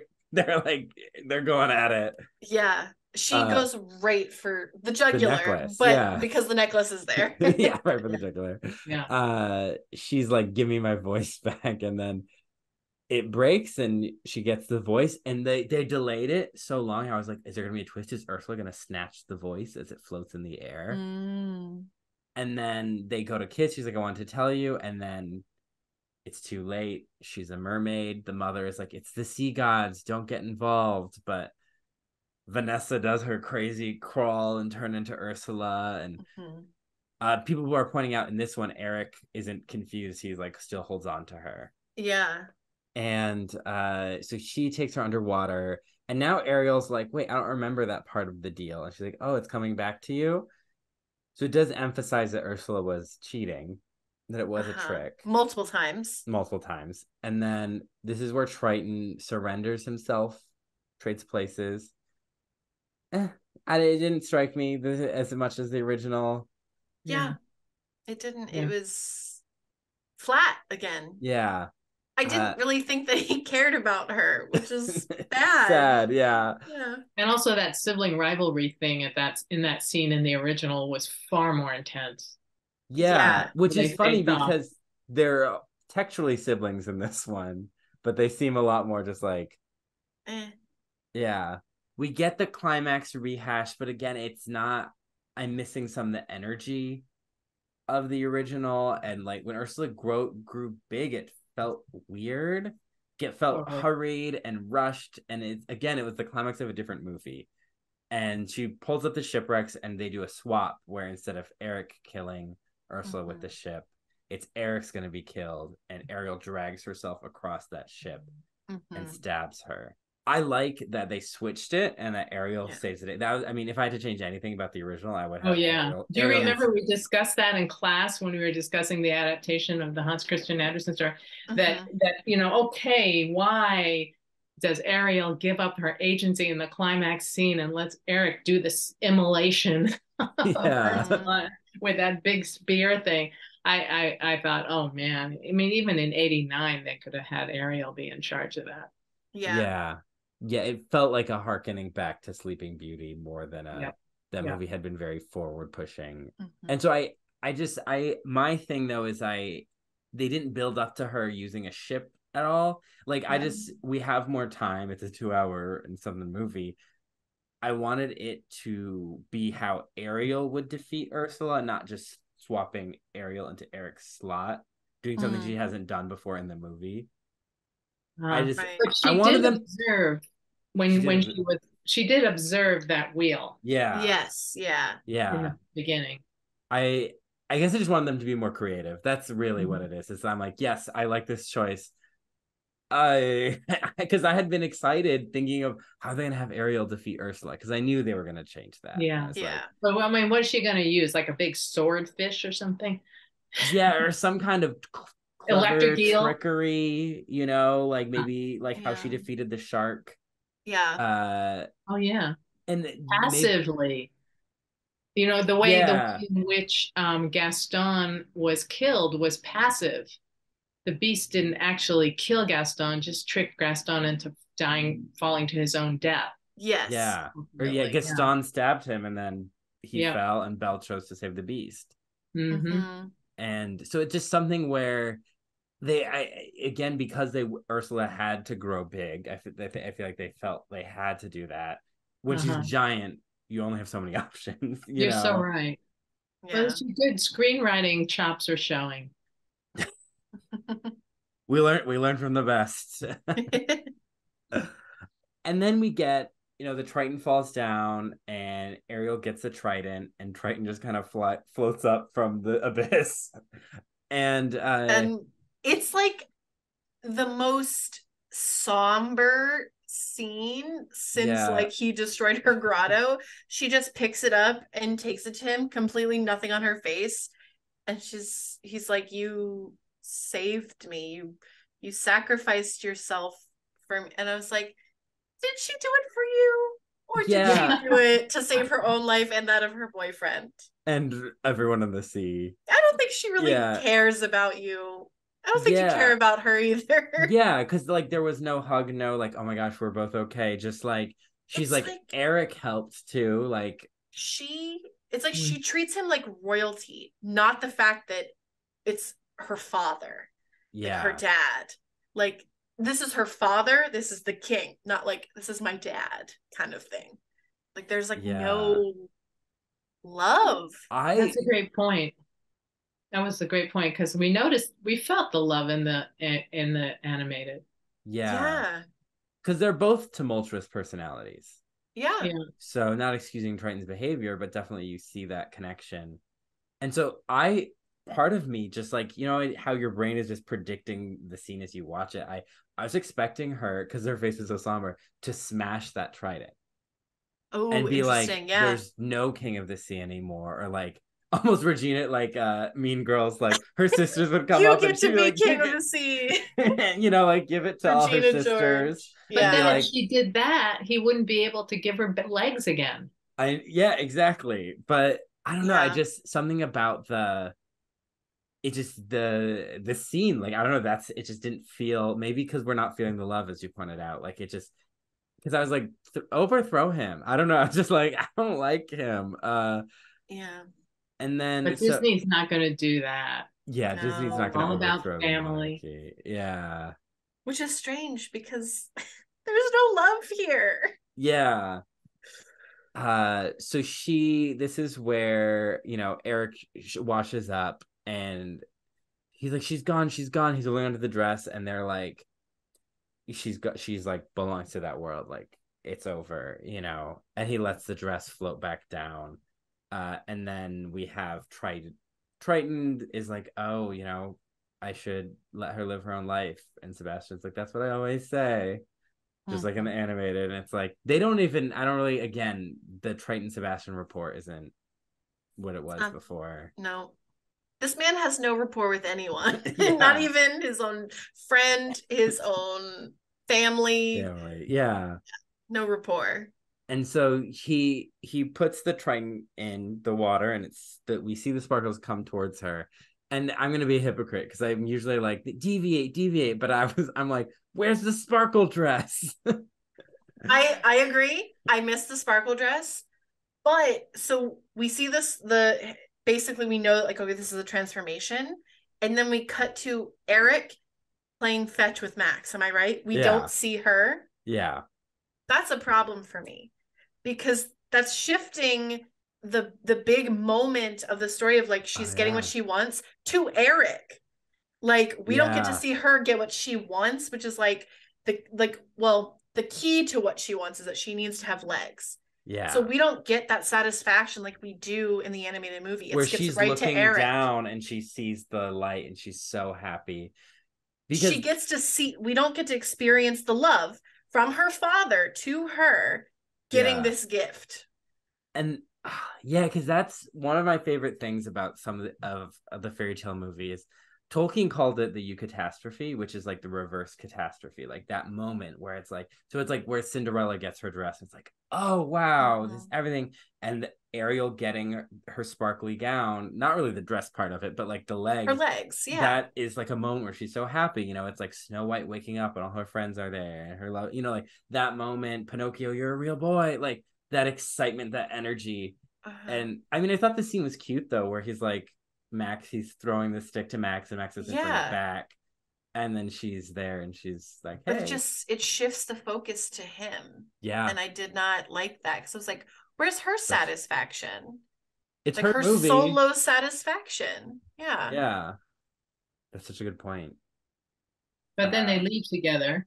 They do. So they get married, and time passes. We don't know how much time, but we don't see the marriage. Yeah, she's just wearing a white dress. Yeah, a wedding, so they eliminated that goal completely. Yeah. and it's like, oh, you're married and you're gonna go off on this journey. And we see that, you know, they say goodbye. The animals, I like the scene she has with the animals where they're like, we found your little mermaid. And she's like, you guys keep it safe for me. Like, I thought that I'll was be really back sweet. by the next coral moon. But we don't ever tell you how much time is in between each coral moon. So So who knows? I'll be Uh, back in 80 years. and Maybe it's she, a 28-day thing. That maybe is every moon a coral moon then? Like every full moon? I yeah, don't know. maybe I'm for thinking them. about any kind of small nod to women's physiology. Right. Mm-hmm. And we get a scene where the Triton says goodbye, and we finally see other mer people. Yeah, Yeah, lots of them. besides the sisters, yeah. Yeah, they're all there at the end. No rainbow, which offensive. Yeah. In Pride And Month. in this month of all Yeah. months, exactly. Yeah. And then she says goodbye, and this is her first time crying, Mm-hmm. which I liked emotionally in that, like, it's the end of the movie in that release of like she's so happy. But to me, it doesn't make, like, because Triton doesn't seem that important to her. But Mm-mm. again, maybe it would have been great to see her cry when she gets her legs. But it might be happy tears. Yeah, happy tears. So one of the biggest things that I think this last scene with all the mermaids, mer people, and all the regular people showing up is that Eric got what he wanted by bringing together, or it was implied that Yeah. he wanted to bring together different peoples. And Yeah. as a side benefit, Ariel got what she kind of, the impact of her Yeah. desire, which is to bring together peoples who were enemies before. Yeah. So it's a huge Disney statement, come on, Republicans and Democrats, get the F together. We've got to end this division thing. And I think that's the big statement they're trying to make there. Yeah, Yeah. there is a conversation about like race or like division and overcoming, which I think in a bigger movie, like a 2-hour movie, you can have in it. And I did like the ending with, I'm gonna be a little nitpicky. So there's no singing in the finale, which I'm like, you're a musical. You're gonna have your last song be her No. depressed on the beach, and then you have the way they do the final shot as they're sailing off. Eric's in the boat, like leading it, and she's sitting she almost could, you could see her with a parasol, like in the back, which I'm not, like, if that was them, like, I'm not opposed to that's how they get to the boat or whatever, but like that was the final shot, and usually your final shot is like in the animated, it's them kissing, it's not the storybook closing or whatever, it's just they sail away, which, yep, they sail away, but I'm like, the way they're sailing away, you didn't put them together at the helm, which Right. I don't think it was as intentional to be like, yep, we're going to show her in a passive role in the final shot to tell everyone to be passive at the, like, I don't think that, but still, like, I was like, that's just a weird final shot. Yeah. It's a good point. And why wasn't there a song between the mer people and the regular people? That would have been a gorgeous orchestration choral thing. Yeah. Were they running out of money again? Maybe. Yeah. So that's the movie. That's we've talked a lot about the music and the visuals as we've gone through. Good, just to me, not as good as the original, with the exception of Hallie has just an amazing voice. Yeah. Totally amazing voice. I cried during that sad reprise. I was like, oh, you poor girl. And her performance, not even just musically, but acting wise, I also thought was really fantastic. Like, she was good. I actually thought like everyone's acting was really good. Like, Yeah. we had problems. Well, except for Javier, yeah, yeah, exactly. But like, in the Beauty and the Beast, I'm sorry we keep talking about it, guys, but the acting was kind of there, but this was like solid almost all across the board. Like, Yeah.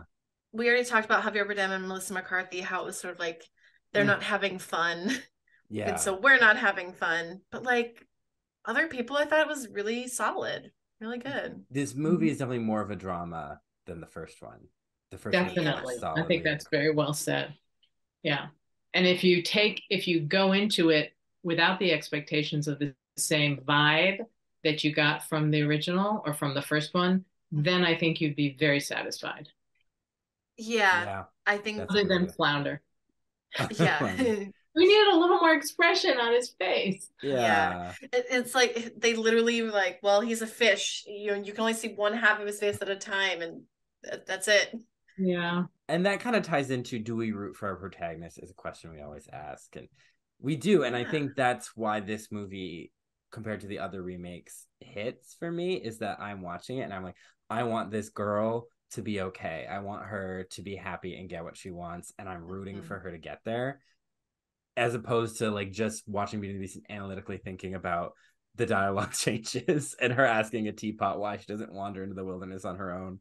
Like I'm like, oh, I'm in it. And so those little things that pull me out, like, why does she not know? I'm like, okay, I'll think about that later. And I can watch the movie and enjoy it. Mm-hmm. And I think, as we talked about, Eric was strong too. Definitely. Did you research how they managed the floating hair? There's videos on it. Okay, I'll look at it. Yeah, I can see if I can find some, and we can. Because I loved how they kept her hair too. They didn't give her white girl hair, number one. Yeah, they had twists, and that was so good. But then everybody's hair was just so cool. Yeah. And I think, we've talked about everything else. Like we like the love story. We've talked about the themes, kind of pushing boundaries, the cross-cultural impact of the story, like, or that message is emphasized more, like the pushing against the boundaries, less of a find where you belong, more of like expand your mind. So I guess that leads us to our big question. Was that your fantasy? I love how you do that. And was it yours?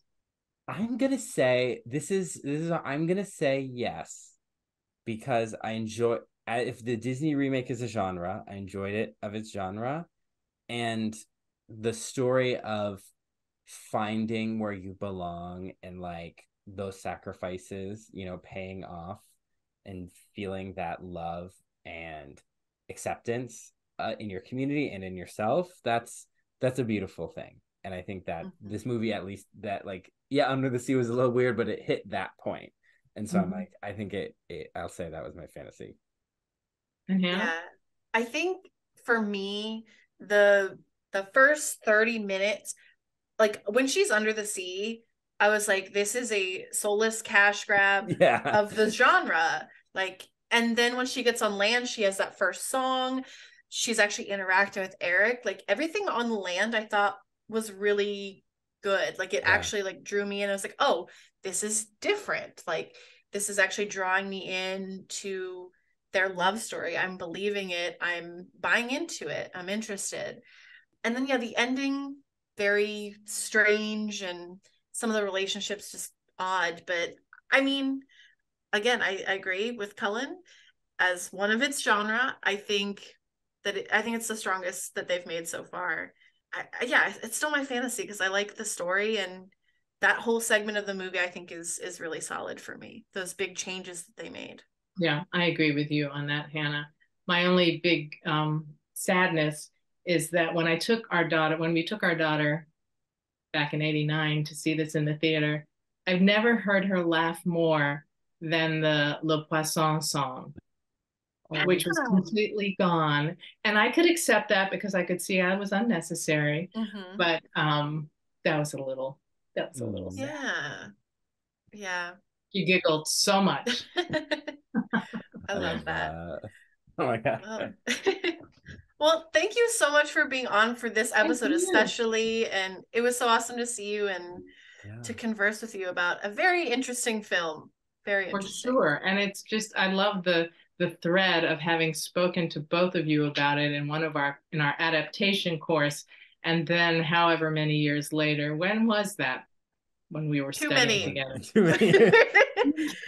That we're able to talk about it again now. So thank you. You're both terrific at this. Oh, thank you. We appreciate it. Should Hannah, I plug? Yeah, want to plug? Okay.